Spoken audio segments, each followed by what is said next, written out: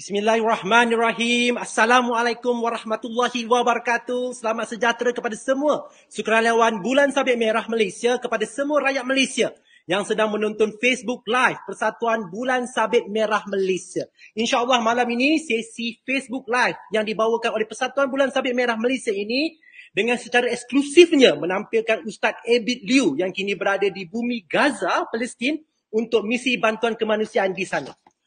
Kita akan bersama-sama mendengar perkongsian Ustaz Abid Liu dalam misi bantuan ke Palestin ini. Terlebih dahulu, saya mohon semua yang menonton Facebook Live ini untuk terus share agar lebih ramai dapat manfaat daripada perkongsian malam ini. Izinkan saya mula memperkenalkan diri. Nama saya Dr. Azizul Amal bin Rahmat, merupakan moderator anda pada malam ini, mewakili Tengku Pengerusi Kebangsaan Yang Mulia Datuk Seri Diraja Tengku Intan Syafinas, Puan Suhana Siddiq, Jawatan Kuasa NEB Kebangsaan dan seluruh Jawatan Kuasa Bulan Sabit Merah Malaysia mengucapkan terima kasih kepada semua penonton dan terima kasih kepada semua rakyat Malaysia atas sokongan yang diberikan selama ini. Untuk makluman tuan-tuan, puan-puan dan para penonton, Persatuan Bulan Sabit Merah telah bekerja rapat dengan Kementerian Luar Negeri, Wisma Putra, Ministry of Foreign Affairs serta dengan kerjasama Bulan Sabit Merah Palestin untuk memastikan kemasukan Ustaz Abid Liu ke Gaza dengan selamat. Bismillahirrahmanirrahim. Dengan ini kami berjemput Ustaz Abid Liu untuk tampil live bersama kita hari ini daripada Gaza. Assalamualaikum Ustaz. Waalaikumsalam warahmatullahi wabarakatuh. Aduh, sejuk. Sihat? Alhamdulillah, sejuk saya tengok muka Ustaz ni Ustaz. Ya Allah, bersinar-sinar, bercahaya. Cahaya daripada Malaysia tu. Ya Allah, amin.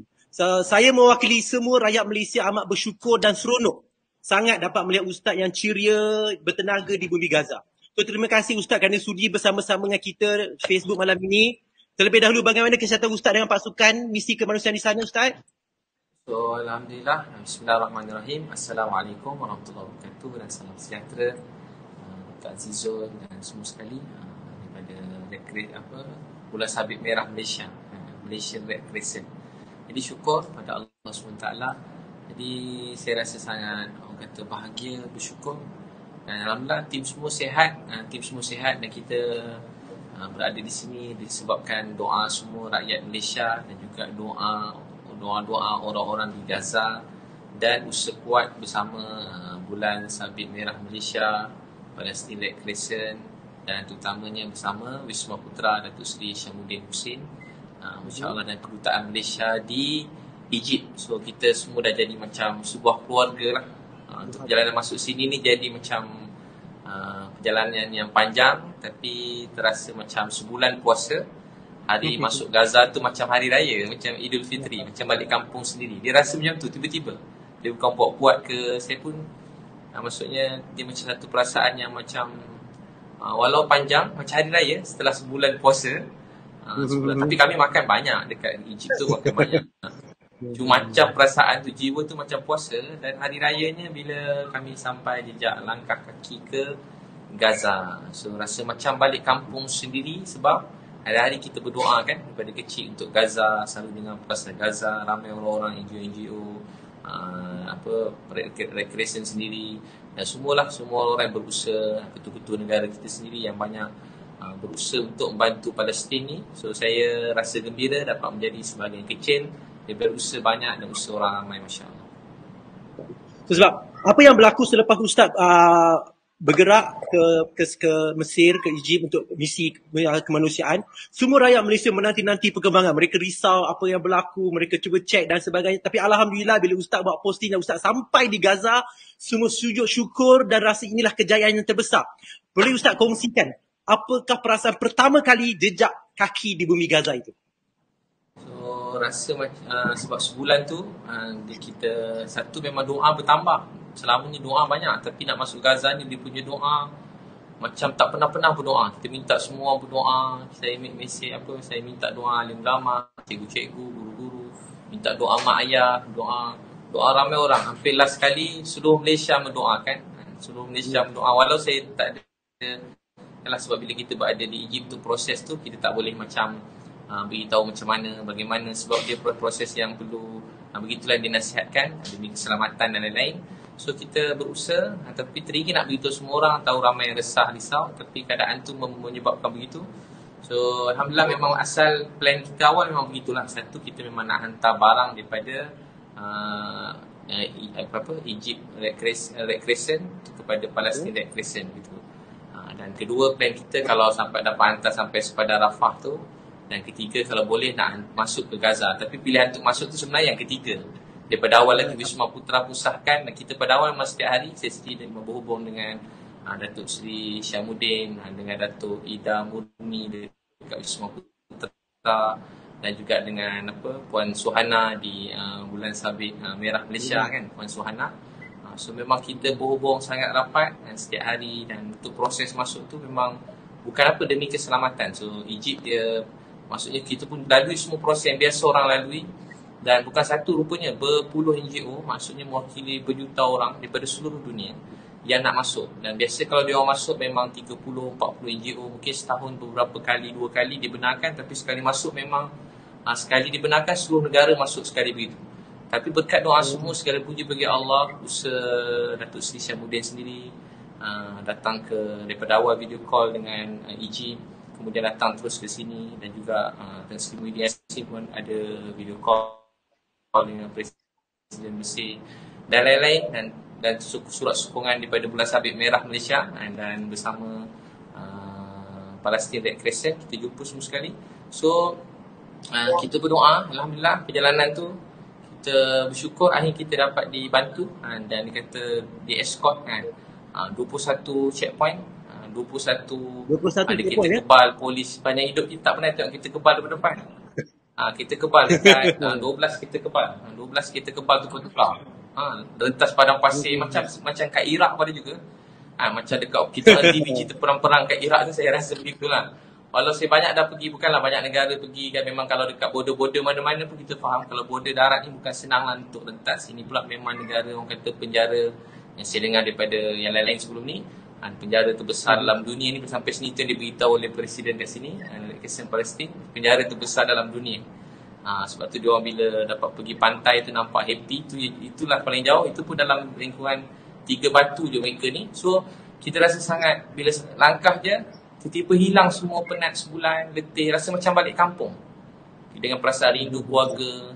Saya pula ayah sakit, dan doktor pula kata ayah saya kanser. Mungkin doktor kata mungkin tinggal dalam itulah, kalau doktor cakap dalam 10 hari begitu baki-baki hayat. Tapi saya yakin mudah-mudahan dengan kuasa Allah itu sahaja yang paling baik untuk beliau. Saya redha. Yang penting beliau tak sakit, tak, sebab kanser tu dah hujung-hujung. Ayah saya umur 80 lebih. So dah hujung-hujung tu saya dapat berita tu. Bila dapat berita tu orang kata saya menangis, rasa dah orang kata last lah. So saya nak balik, tiba-tiba Alhamdulillah segala puji bagi Allah, kita dimudahkan, tiba-tiba masuk. Nak balik esok tu dapat masuk sebulan. So bila sampai tu macam hari raya, sebab bila kita sampai kat Gaza ni kita rasa kita dah susah.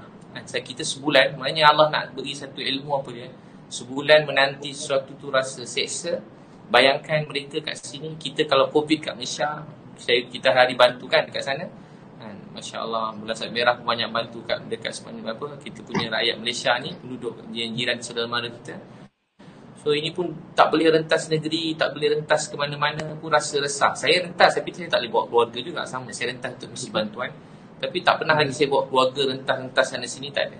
Saya gunakan betul-betul untuk bantuan. Jadi itu pun rasa, terus terang memang kita rasa berat, tak boleh bawa keluarga pergi mana-mana kan, duduk kat situ. Kita fikir kita yang ada duit tak boleh ke mana-mana, sedih. Macam mana pula orang yang tak ada duit nak makan, tak ada duit nak tempat tinggal. Macam mana orang nak survive berbulan-bulan kat Malaysia tanpa pekerjaan. Bayangkan ni dah masuk dekat 2 tahun dan lebih, tahun nak masuk tahun kedua pula, COVID yang tak selesai. Ujian Allah SWT. Boleh dengar ke? Putus. Boleh dengar? Boleh dengar tak? Okay, so boleh. So ujian Allah SWT yang panjang. Bayangkan pula kita 2 tahun tu memang betul-betul, bukan sikit-sikit, memang benar-benar ujian besar untuk kita semua rakyat Malaysia. Bayangkan pula mereka kat sini daripada lahir sampai remaja, sampai dewasa, mereka tak boleh pergi mana-mana. Tak boleh pergi mana-mana. Sampai jadi macam Ada kadang kita boleh dengar kisah-kisah dia nanti kita ceritakan sampai benda-benda yang kecil, yang penting lah hidup pun nak kena tunggu bertahun-tahun mereka nak dapat barang tu kadang-kadang. Untuk buat apa-apa, walaupun ada duit tak boleh buat apa. So kita macam mana dia boleh hidup begitu daripada kecil sampai besar. Mereka tak boleh balik kampung mereka sendiri kadang dekat sebelah Al-Quds sana kan, dekat Jerusalem sana dia tak dapat pergi daripada kecil walaupun kampung mereka kat sana. Ramai yang sampai duduk kat kawasan Gaza ni. Jadi semua tu membuat kita macam fikir macam mana dia boleh hidup. Dia jadi macam penjara terbesar jugalah untuk mereka semua. Ujian besar untuk mereka. Kalau kata lain mereka dipilih oleh Allah untuk melalui ujian ini. Tapi mereka kuat, boleh berlari, ketawa, begitu begini. Cuma kita yang melihat. Kita ambil pelajaran supaya mungkin kita lebih bersyukur, bersabar. Dan supaya kita lebih membantu orang lain, lebih peka pada orang sekeliling kita. So itulah perasaannya. Sebulan puasa, hari pertama macam raya sebab tak sabar nak tolong orang kat sini. Walau sedikit, memang tak akan dapat tolong banyak. Kalau yang tolong tu boleh selesaikan masalah kat Gaza, tak. Kita cuma sebahagian kecil daripada usaha orang ramai. Usaha kerajaan Malaysia, usaha kerajaan Mesir, usaha NGO kat luar sana, usaha Bulan Sabit Merah. Jadi saya alhamdulillah kali ni team up dengan Bulan Sabit Merah lah. InsyaAllah. Ustaz, daripada posting Facebook Ustaz, kita dapati Ustaz ada sewa 2 buah rumah untuk letakkan anak yatim. Sungguh sayulah bila baca macam mana keadaan budak-budak di sana, kanak-kanak di sana kan. Boleh Ustaz kongsikan kepada kami tentang kisah itu Ustaz? Masya Allah. Selalu orang memang kalau kita baca kan dekat mana-mana memang bahawa memang ramai orang yang kehilangan rumah kan, 10,000 ada yang kata ni. Kalau macam pertama lepas tu mereka kena boleh dengar Ustaz. Kena bom yang kedua. Kemudian kena bom pula yang ketiga.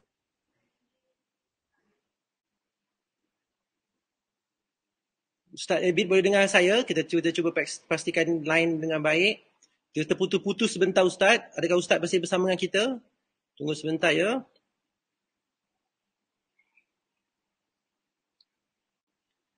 Ustaz Abid?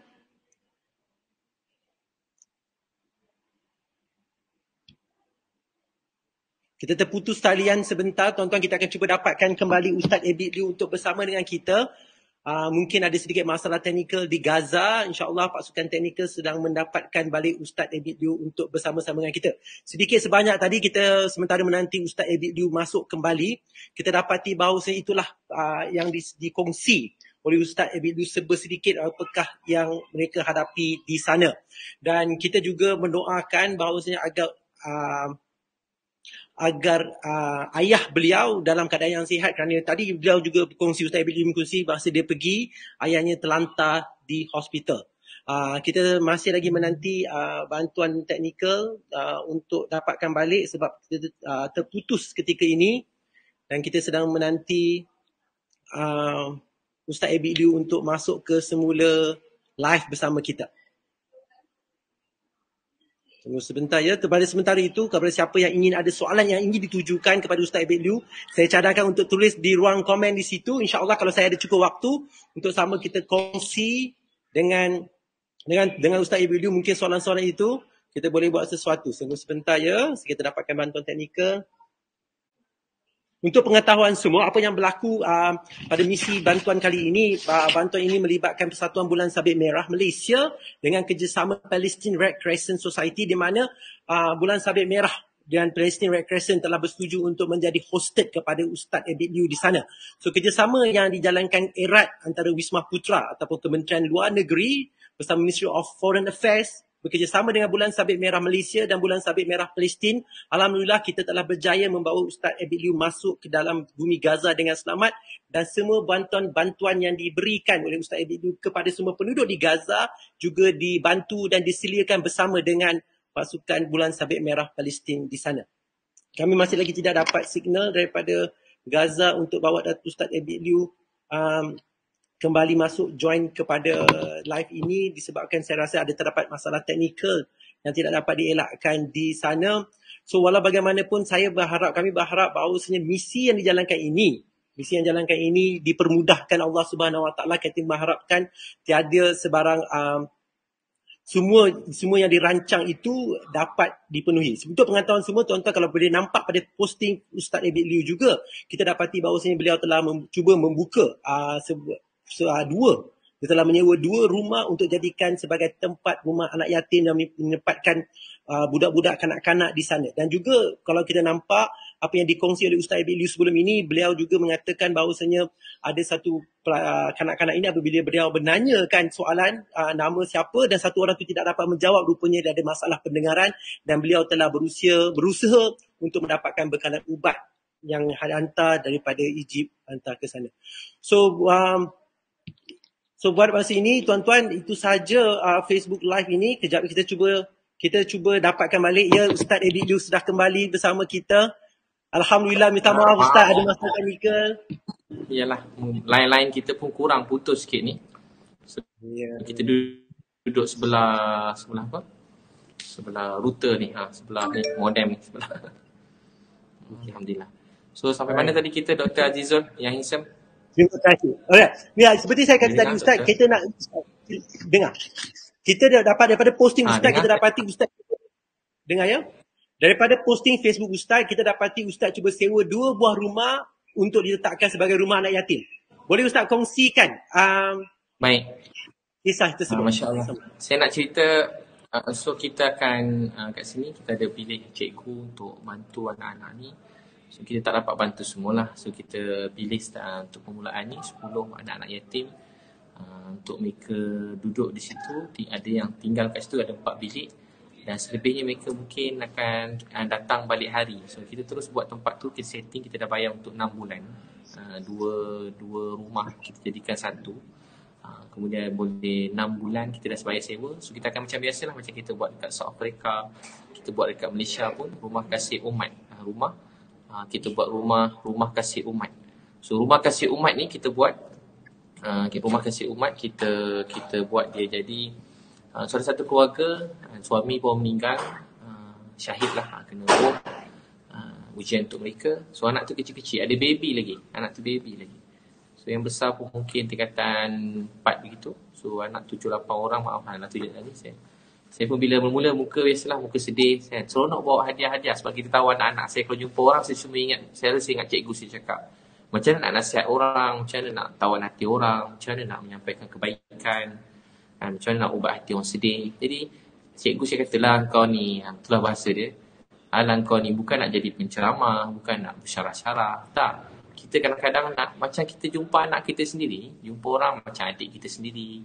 Bukan nak kena ceramah panjang-panjang, macam anak kita.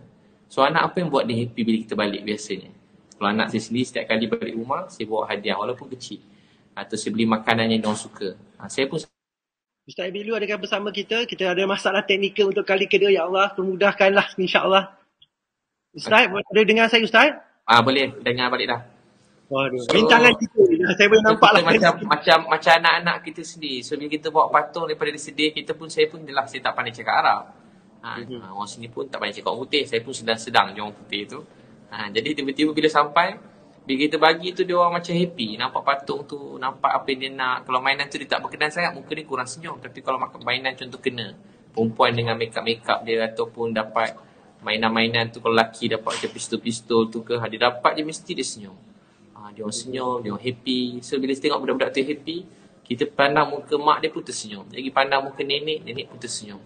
Itu pun jadi macam obat untuk hati kita, hati saya sendiri, anak sendiri. Dan bila saya tengok kecil-kecil, anak saya daripada kecil memang kalau yang kecil-kecil, saya selalu terbangkan. Kalau yang baby tu dia takut terbang-terbang terbalik, saya terbang macam apa?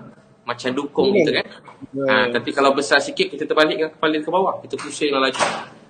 Kena sekali pusing, dia orang gelak-gelak, kita dah tumbang duduk kat kursi bersandar, dah tua kan. Kepala berpusing. So bila tengok anak-anak tu happy, kita dukung dia, kita rasa sangat bersyukur lah. Orang tanya Ustaz, boleh ke Ustaz ini? Bagi saya satu ni, pertama, kebaikan nak buat sekecil-kecilnya. Maksudnya kalau nak tolong orang, kalau kita dapat gembirakan dia 1 hari pun tak apa. Dapat gembirakan dia 10 minit pun tak apa. Dapat mungkin Nabi SAW bersabda, jangan pandang rendah, walau bermanis muka terhadap saudara kamu. Sebab dengan senyuman tu boleh buat orang lain rasa bahagia. So kita bawa mereka kat rumah tu dan kita jemput juga ada sebagai mak, ada ibu lagi.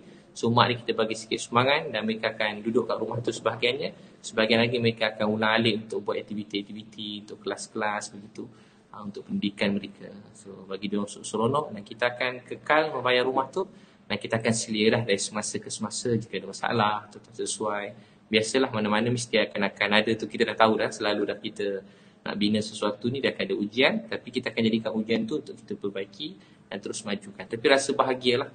Selalu kau kata saya selalu sebut bila kita tidur lena, makan kenyang, ada orang dalam dunia tak ada tempat tidur. Ada orang dalam dunia tak ada makan minum.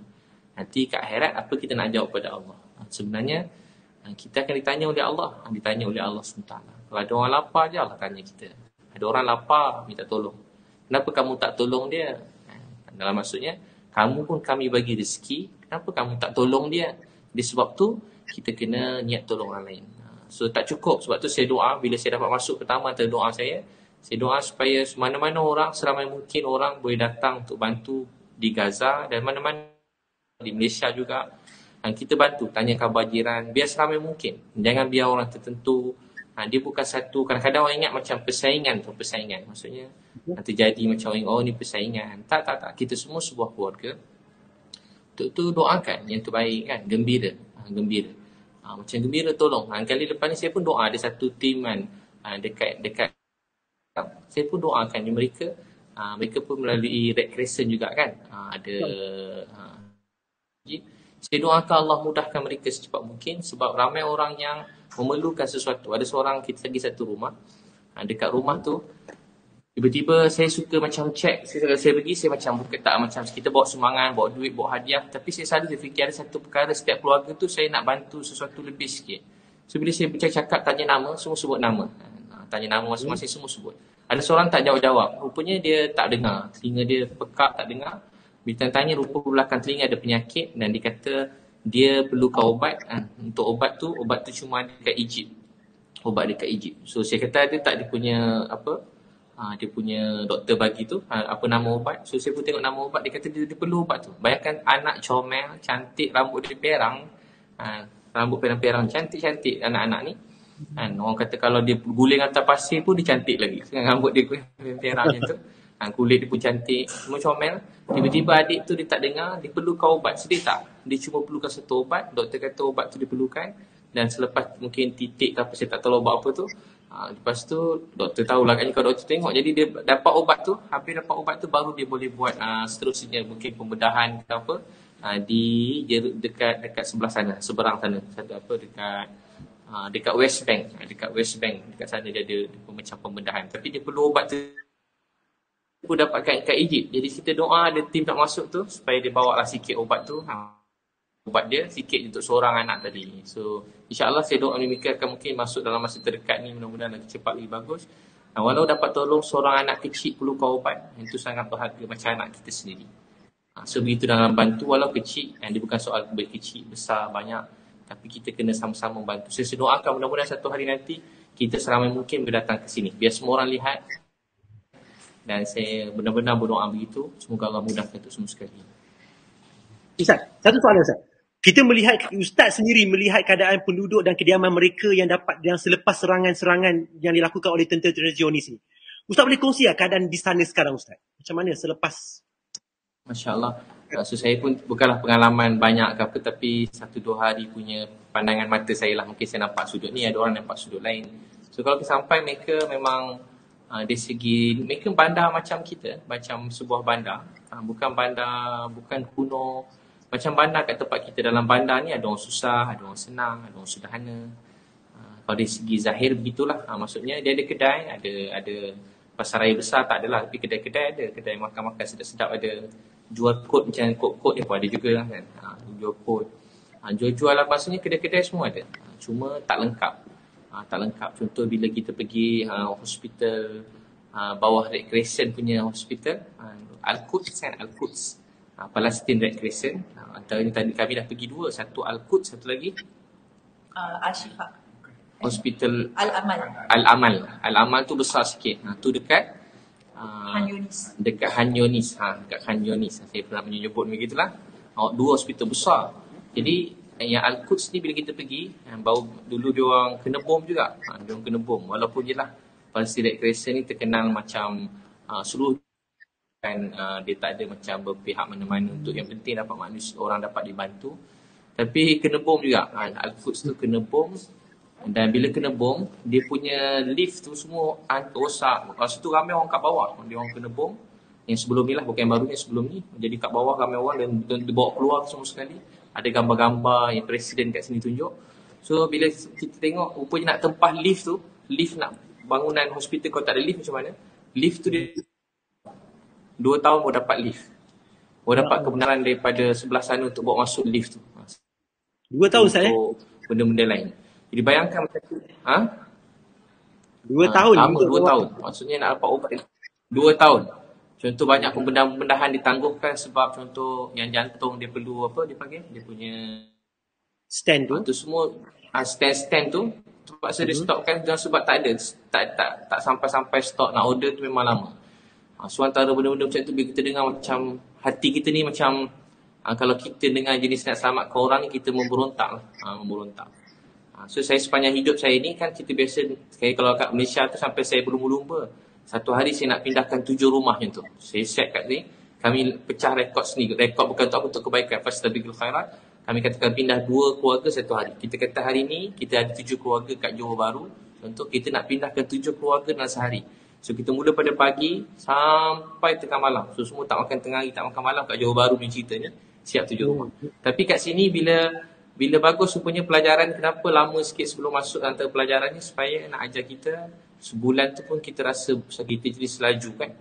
Tu pun nak mengajar kita apa, rupa orang kat sini bukan sebulan, mereka nak keluar pada sini je sampai kena mohon berbulan-bulan dan tak boleh keluar pun banyak, yang tak boleh lepas, bukan senang nak keluar pada tempat di sini pun tak boleh. Allahu Akbar, macam tu sikit. Bayangkan benda-benda perlu macam obat-obat pun boleh lah, benda-benda besar-besar lah. Yang lain ada lah, basic-basic tu ada, tapi bila habis satu barang tu nak dapat balik tu lama. So bila kita tengok keadaan tu buat kita rasa macam kita doa semoga Allah, betul orang kata, semoga Allah bebaskan mereka, Allah mudahkan mereka, buka jalan dalam hidup mereka untuk anak-anak supaya lebih berkembang, lebih maju dikala dunia sedang boleh pergi mana saja. Kata apa, everybody can fly. Mana saja boleh pergi dalam dunia, tapi kat sini tak boleh. Situ saja. Diorang dah lama daripada kecil. So kita kena niat untuk bantu mereka begitu. So doakan insya-Allah. Okay, Ustaz terkenal sebagai seorang pendakwah, seorang dermawan. Ustaz boleh dengar saya? Boleh dengar? Putus okay, sikit. Ustaz cukup terkenal sebagai seorang pendakwah, sebagai seorang dermawan. Sumbangan Ustaz kepada ummah tidak dapat dinafikan, malah dikagumi semua. Alhamdulillah, semua kerja-kerja Ustaz hari ini menjadi contoh dan tauladan baik kepada ramai orang, sehingga semua orang nak jadi dermawan seperti Ustaz. Semua orang nak berdakwah seperti Ustaz. Alright. So, adakah ini misi dakwah yang paling sukar untuk Ustaz buat masa ini sampai waktu ini? Boleh dikatakan begitu. Sebulan tu sebenarnya melalui duduk, orang kata saya dah masuk bila saya berdakwah, saya biasa bukanlah segala puji-puji Allah. Saya pada remaja dah biasa kadang berpisah keluarga 2 bulan, 3 bulan, 4 bulan. Saya pergi berdakwah jauh-jauh, saya tak balik. Cuma kali ni dia rasa kuat sebab bila ayah saya sakit. So bila saya video call ayah saya, bila dia dulu masa saya berdakwah, mak saya sakit. Mak saya boleh dengar. Masa tu mak saya sakit. Bila saya balik, mak saya dah tak sedar, mak saya meninggal dunia. So kali ni antara ujian yang berat, ayah saya sakit. So bila doktor kata lagi 10 hari, ni minggu lepas, lagi 10 hari. So 10 hari tu saya telefon ayah saya dan ayah saya cakap, Abid jaga diri baik-baik kat sana. Orang kata sempurnakan misi yang kerja dakwah yang patut disempurnakan. Jangan risau ayah kat sini, teruskan usaha dekat sana. So bila dia sedar sekejap, dia dah 2 minggu tak sedar. Bila dia sedar, dia cakap macam tu, dia dengar nama saya. Saya antara yang paling rapat dengan ayah saya. Adik-adik saya pun tak marah, saya paling rapat dengan ayah saya. So 12 adik-adik, saya paling rapat dengan ayah saya. So kalau apa-apa saya paling cepat balik. Saya sanggup tinggal, orang kata buang apa saja, saya nak balik ke ayah saya. Tapi bila keadaan memerlukan begini, So bila saya tahu tu, bila saya cakap macam tu, dia kata teruskan, jangan risau ayah kat sini. So saya teringat mak saya pun pesanan yang sama. So dia jadi berat dan besar dan sangat ujian berat bila saya mungkin saya terima saya akan kehilangan ayah saya. Sebab memang setiap orang akan pergi, satu hari saya akan pergi. Sampai begitulah, so itu antara ujian yang paling besar. Kalau dulu waktu dakwah tu mak saya pergi, kali ni ayah saya pergi. So itu yang membuat dia jadi terlalu berat. Tapi kali ni saya belajar redha, saya belajar untuk apa Allah beri saya kekuatan, bukan saya, Allah ajar saya sesuatu. Apa dia, bahawa kita semua akan pergi satu kehidupan, yakni kehidupan akhirat. Kita semua ada kepercayaan masing-masing dan kita percaya. So kita percaya satu hari kita akan balik kehidupan akhirat. Apa yang kita buat kat sini, bantu orang ke, tolong orang ke, kita buat Facebook live ni ke, kita post sesuatu, kita kongsi dengan orang lain, kita buat apa sahaja menjadi contoh yang baik. Cuma satu tujuan untuk kehidupan akhirat yang kita semua akan pergi. Dan itulah sebenar-benarnya kehidupan. Dan kita nak menyempurnakan, masa mak saya sakit, mak saya suruh ulang Salamun kaulam min Rabbir Rahim. Salamun kaulam min Rabbir Rahim. Salam daripada Tuhan yang penyayang. Jadi kita cuma menyempurnakan untuk berjumpa Tuhan. Dan hari tu dia kata, Dr. Azizul, aku redha pada kamu. Hari itulah hari yang paling bahagia dalam hidup kita, doktor. Kita semua sama, tak ada beza. Abid Liu, Dr. Azizul, tak ada beza. Siapa sahaja dalam dunia, kita semua sama. Tak ada siapa yang tahu nasib akhir kita. Dan apa yang kita nakkan cuma satu, dia redha kita. Kalau kita dapat ini, kita dapat segala-galanya. Kalau dia tak redha, kita hilang. Walaupun kita suap orang miskin, suap anak-anak. Jangan rasa sombong, wah saya dah suap anak-anak, saya hebat. Jangan rasa saya pesan diri saya pertamanya lah. Bila kita bantu buat rumah, wah saya hebat, saya dah buat rumah untuk orang. Atau kita dapat masuk Gaza, kita kata wah saya buat begitu begini. Tapi sebenarnya satu je. Apa saja kita buat, kita bertolong siapa sahaja, kita betulkan niat, kita nak kembali pada Tuhan dan kita nak dia sayang kita. Sebenarnya kita bukan tolong orang Gaza, kita tolong diri kita sendiri. Saya tolong diri saya sendiri. Mungkin sebab doa-doa anak Gaza ni, Allah maafkan saya. Mungkin Allah maafkan ayah saya, masukkan saya dan mak ayah saya dalam syurga. So begitulah niat kita setiap kali, doktor. Dan kita semua, tuan-puan semua, niat kita, dia terima kita. Jadi kalau dia terima kita, tu je saja. Jadi kita tengok orang miskin, kita sedang diuji. Orang miskin tu diuji. Kita suruh dia sabar. Tapi ujian tu kita supaya kita membantu mereka, menolong sedaya mungkin. Sedang ada orang lapar, ada orang sakit, orang susah di Gaza dan juga di sekitar kita. Kat Malaysia tu kita kena tanya khabar. Ini bukan waktu untuk menyalahkan satu sama lain. Kerja yang paling senang doktor dalam dunia ni menyalahkan orang. Paling senang sekali. Salah orang, marah orang. Paling senang itulah kerja dia. Dan berdendam dengan orang buat tak baik kat kita, orang naik kita, orang fitnah kita ke, orang cakap bukan-bukan kat kita sampai kita stres, tertekan. Tapi ni bukan soal tu. Bukan soal benci kita ke suka kita. Soal dalam hidup ni kita nak tolong seramai mungkin orang dalam dunia. Dan bila kita berhenti sampai kita mati. So kita nak tolong seramai orang, insya-Allah. Saya pesan diri saya, doktor, dan kita semua. Ustaz, soalan terakhir sebelum kita berundur, tapi terlebih dahulu saya dan juga seluruh rakyat Malaysia mendoakan agar ayah Ustaz kembali sembuh dan juga kuat, dan kami kagum dengan ketabahan Ustaz melalui waktu-waktu ini berdakwah juga dalam keadaan begini. Ini adalah satu ikon bagi kami semua di Malaysia. Sebelum kita berundur, Ustaz, rakyat Malaysia amat berterima kasih kerana Ustaz adalah orang pertama yang berhasrat untuk bantu Palestin selepas dibom. Saya ingat lagi masa mereka dibom teruk, Ustaz terus kata jom terus lancarkan satu misi ke Palestin. Alright? Apa nasihat dan pesanan Ustaz kepada rakyat Malaysia yang ingin terus membantu Palestin? Silakan Ustaz. So, saya doakan supaya satu hari nanti semua orang boleh datang. Saya syukur kali ni kalau Dr. Zul, syukur pada Allah. Kalau ikut tentera Perisikan Mesir kan, makluman mereka, dan juga daripada Kedutaan Malaysia. So kita tim yang pertama masuk dan satu-satunya setakat ni selepas bom 2021 ni, kita yang pertama. Dan setakat ni kita lah satu yang ada kat sini. Setakat ni segala puji bagi Allah yang masuk daripada pintu Rafah. Daripada sebelah sana tak dipastikan lah, maksudnya mungkin daripada daripada sebelah bahagian satu lagi ni, 2 bahagian kan. So daripada sini satu-satunya kita lah. So memang ramai lagi, ada berpuluh-puluh NGO daripada seluruh dunia, UK, daripada seluruh dunia lah, yang sedang menanti sekarang. Kita orang jumpa dah semua sekali yang ada kat Mesir, yang menguruskan daripada sebulan yang lepas. Bukan saya seorang, ramai yang dah biasa masuk semua sekali. Dia orang pun masih menanti lagi. Dia orang pun macam, semua orang macam heran, macam mana boleh tiba-tiba lulus, macam mana boleh lepas. Macam semua orang, macam orang yang paling biasa menguruskan pun, mereka pun belum lepas lagi. Yang biasa menguruskan belum rezeki lepas. Saya doakan mereka dimudahkan oleh Allah. So ni kali pertama lah masuk betul-betul kita melalui kedutaan Malaysia sendiri. Betul-betul yang memang melalui kedutaan Malaysia sendiri. Memang daripada sana mereka yang bantu kita. Encik Syahabuddin dekat sana, dengan Datuk Seri Syahabuddin sendiri call hari-hari tanya dah lulus. Saya ingat saya yang risau sebab saya nak cepat masuk, cepat balik kan. Tapi kalau Datuk Seri Syahabuddin sendiri hari call dekat kedutaan ni, mereka pun rasa bersemangat begitu. So hari-hari macam-macam usaha, dan besar juga sokongan daripada Bulan Sabit Merah Malaysia kepada kami, Puan Suhana yang banyak berhubung dengan Cik Ridwan kat sini, yang kami punya team. So Alhamdulillah, so begitulah. So kami kat sini pun ditinggal dekat tempat Palestine Red Crescent. Saya mula risau juga kok jangan bagi duduk kat kemah.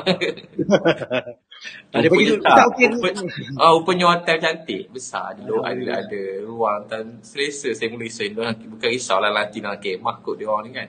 Tak ada, memang boleh tahan juga, cantik macam hotel-hotel besar lah. So dia orang tak ada cas apa-apa semua sekali.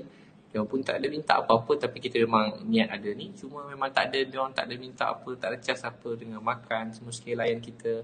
Masuk Palestin ni macam balik kampung. Semua orang ahlan wa sahlan, semua marhaban semua sekali. Semua sambut kita. Sampai polis-polis tepi jalan pun dia orang ajak minum, ajak pergi rumah. Dia orang perangai dia macam tu. Dia macam ada juga macam orang Melayu sikit lah, lebih kurang begitu. Macam orang Malaysia juga. Dia iras sebab sifat begitu. Dia ajak pergi rumah, mesti tak tunjuk bilik, ajak minum, ajak makan. Polis pergi jalan ajak minum.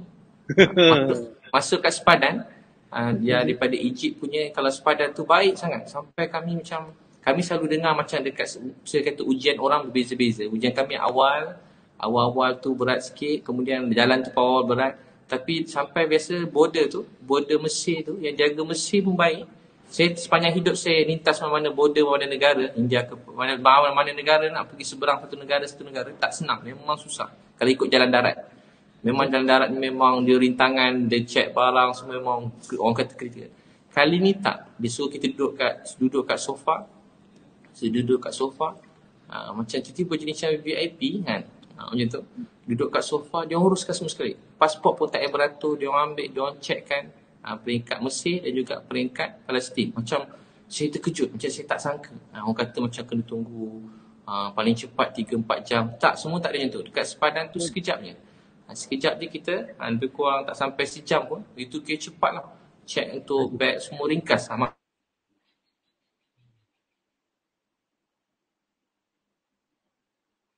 Kita sama-sama sini datang. Paling baik sekali kita sendiri tengok apa yang kita nak bantu. Dan itulah cara yang paling baik sekali. Supaya kita sama-sama buat. Lebih ramai dapat dibantu. Kita tengok ni ada perasaan sendiri. Kita ada perasaan semangat gitu. So beramai bantu, yang paling penting doakan. Doa tu daripada kecil kan kita doa tu yang paling berharga. Siapa Allah beri kekuatan lebih untuk bantu di segi tenaga. Ada kekuatan untuk datang sendiri. Datang sendiri usaha. Tak dapat masuk, dapat pahala nak masuk. Dapat pahala nak jejak bumi yang kita belajar dalam Quran kan. Hari-hari kita bila ni tentang Palestin kan. Masjidil Aqsa, daripada Masjidil Haram, Masjidil Aqsa dalam Quran. Jadi kisah-kisah dalam Quran banyak. Ini pula tempat Imam Syafi'i lahir pula. Jadi memang bukan langsung kita sendiri pergi, kita sendiri belajar kalau boleh. Kalau tak mampu, dengan kita teruskan doa tu sangat kuat. Yang mampu beri sumbangan, yang mampu buat sumbangan, dan apa sahaja yang penting kalau kita sama-sama, orang kata apa, bersama-sama membantu di segala sudut yang tuan-tuan fikir kita boleh bantu, kita bantu. Masya-Allah, mudah-mudahan begitu.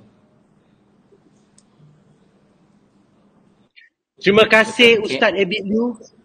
Dia boleh dengar? Boleh dengar? Okey Ustaz, terima kasih Ustaz Abid Liu kerana sudi bersama-sama dengan kami untuk Facebook Live malam ini.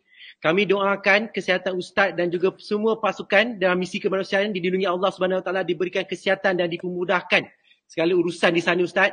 So Bulan Sabit Merah juga mengambil kesempatan ini mengucapkan ribuan terima kasih kepada semua pihak yang membantu bagi menjayakan misi kemanusiaan ini, terutama sekali Ministry of Foreign Affairs, Kementerian Luar Negeri, Persatuan Bulan Sabit Merah Palestin dan semua yang terlibat secara langsung dan tidak langsung. Alright. So sekali lagi saya Azizul Aman mewakili pengerusi kebangsaan Yang Mulia Datuk Seri Diraja Tengku Intan Syafinas, Puan Suhana Siddiq, Jawatankuasa NEB Kebangsaan dan seluruh Jawatankuasa Bulan Sabit Merah Malaysia mengucapkan ribuan terima kasih kepada seluruh rakyat Malaysia yang memberi sokongan, dan kami doakan Ustaz dan juga pasukan dipermudahkan urusan di sana Ustaz. Dan semoga semuanya yang baik-baik, semuanya diberkati Ustaz. Terima kasih Ustaz. Assalamualaikum warahmatullahi wabarakatuh.